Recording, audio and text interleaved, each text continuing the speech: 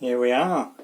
The pretty much final assembly of the Savage. Well, not quite final, but I have cleaned everything now, so I just need to put everything back together. The only thing I have left to do is with the engine, which is here, and that is get the air filter. I'm still waiting for a pull start as well.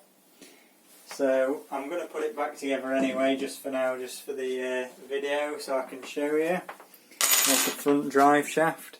So what I'm going to do is I'm going to attach this steering first, and I found out what bolts I need. They were just these M4 by 10mm bolts, and they'll go into the bottom of the steering through the skid plate underneath there at the front. These are hex head. The standard screws are Phillips head, but I ain't got any hex head ones, and I've got sorry, I haven't got any Phillips head ones, I've only got hex head ones, so that's what I'm going to use. So yeah, let's put it back together, I guess, and then I've got that TVP to put on as well. Get the front on first anyway.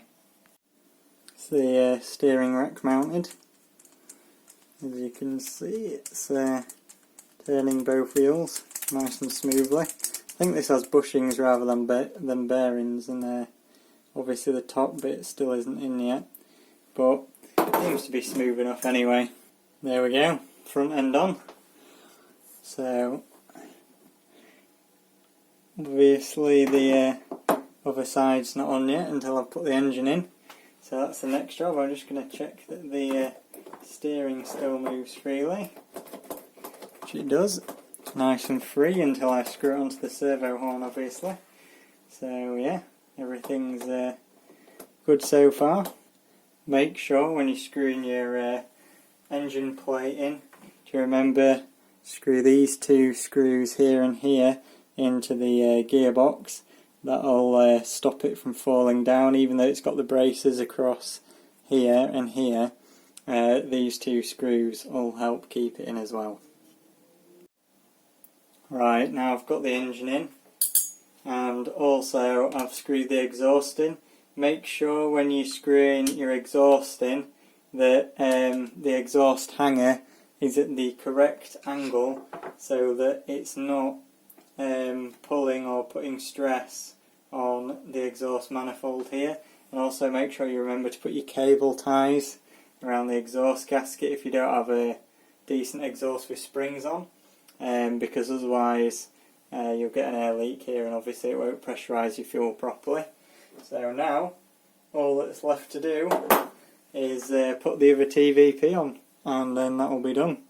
Now I do also have to set these linkages, so I'll show you how to do that as well in a minute. There we go. It's about 12 screws.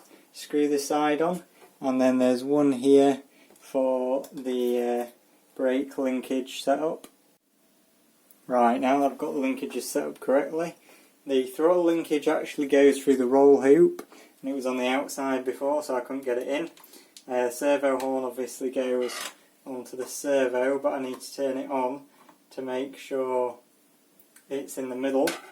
And then this rod here goes into there, and then that turns that to brake. So I'm just going to get that set up now. So in order to set up your throttle linkage correctly, what you need to do is you need to turn the servo on so it's in the middle position. So I've just plugged in this 2.4 GHz bow receiver, and I'm going to turn the power on the transmitter there, and I'm just going to plug this hump pack in, which goes in that way, and it should come on, which it has.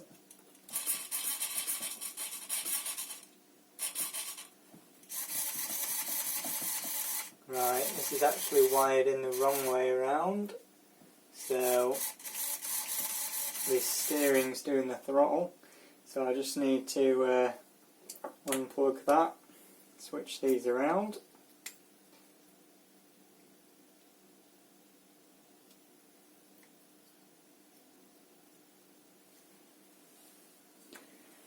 then I can plug this back in.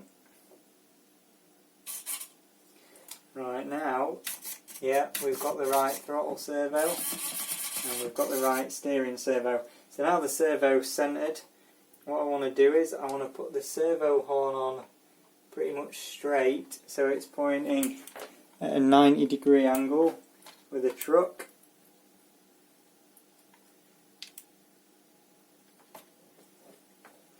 There we go. And then I just want to screw the servo horn on quickly. You can hear the servo. And now, when I pull the throttle forwards, you can see it will be opening the carb if it was actually attached. And when I brake, it's pulling back on the brake, although it's not doing that very much. So I'll have to set that in a minute. But next I'm going to screw on the brake linkage. So I've just come outside so you can see better. So what you want to do with the brake linkage is you want to make sure that when the truck is in neutral, which, let me just turn it on.